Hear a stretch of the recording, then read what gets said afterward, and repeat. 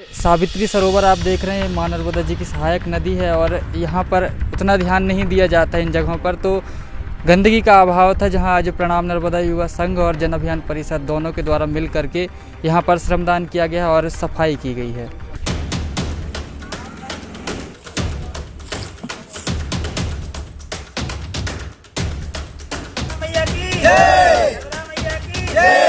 अमरकंटक में आज प्रणाम नर्मदा युवा संघ के कुछ पदाधिकारी यहाँ पर श्रमदान कर रहे हैं सावित्री सरोवर में। क्या कहना चाहेंगे, जैसा कि आज आप लोग श्रमदान कर रहे हैं? सभी को नर्मदे हर। आज हमारे प्रदेश के मुखिया माननीय मुख्यमंत्री शिवराज सिंह चौहान जी का जन्म दिवस है। इस उपलक्ष्य पर उन्होंने एक आह्वान किया था कि समाज के क्षेत्र में, पर्यावरण के क्षेत्र में कुछ योगदान दिया जाए। जन अभियान परिषद हमारे साथ में MOU है संगठन का, और प्रणाम नर्मदा युवा संघ इस क्षेत्र में विगत 10 वर्षों से कार्य कर रहा है, जिसमें माँ नर्मदा स्वच्छता का कार्यक्रम भी एक है। आज माननीय मुख्यमंत्री जी के आह्वान पर जन अभियान परिषद के संयुक्त तत्वावधान में जन अभियान परिषद के प्रदेश उपाध्यक्ष आदरणीय डॉक्टर जितेंद्र जामदार जी उपस्थित रहे, और हमने यहाँ पर सावित्री सरोवर, जो कि माँ नर्मदा कुंड का या माँ नर्मदा उद्गम कहें, इसका सहायक है। इसके बिना गायत्री और सावित्री सरोवर के बिना माँ नर्मदा के अस्तित्व को परिकल्पना करना थोड़ा मुश्किल होता है।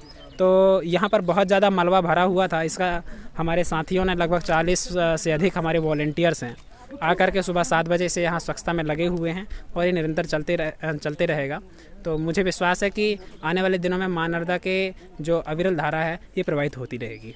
स्थानीय लोगों का भी सहयोग मिला इसमें? हाँ, स्थानीय जो कुछ लीडर हैं, कुछ गांव, ये हाँ नगर पंचायत के अमरकंटक क्षेत्र के जो लोग हैं, इनका भी हमें काफ़ी सहयोग मिला है। जन अभियान परिषद के लोगों का सहयोग मिला है, नवांकुर समितियों का सहयोग मिला है।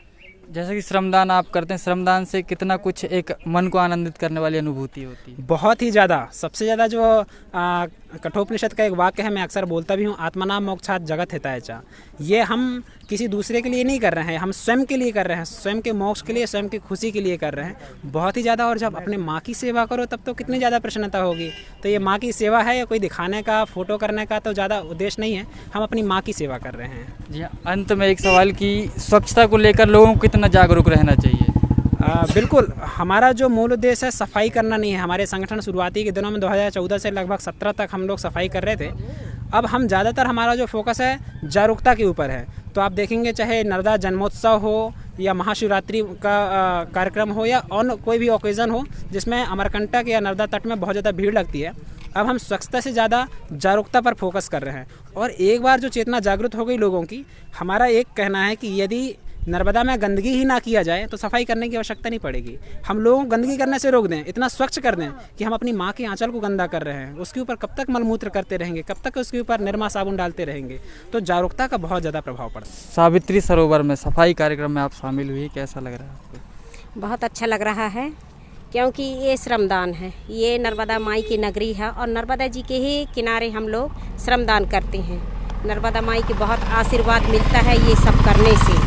और नगर भी साफ़ सुथरा रहना चाहिए, क्योंकि ये नगरी हमारा है, आपका है, सबका है। इसलिए ये श्रमदान सभी नगरवासियों को करना चाहिए। ये मतभेद नहीं करना चाहिए कि शासन के लोग यहाँ कर रहे हैं, देख के, भले बिना नहीं बुला रहे हैं, लेकिन बिना बुलाए आना चाहिए, देख के आना चाहिए भीड़ को, और श्रमदान करना चाहिए। इस नगरी में हम सब जी रहे हैं ना, नर्मदा माई की ही कृपा से जी रहे हैं।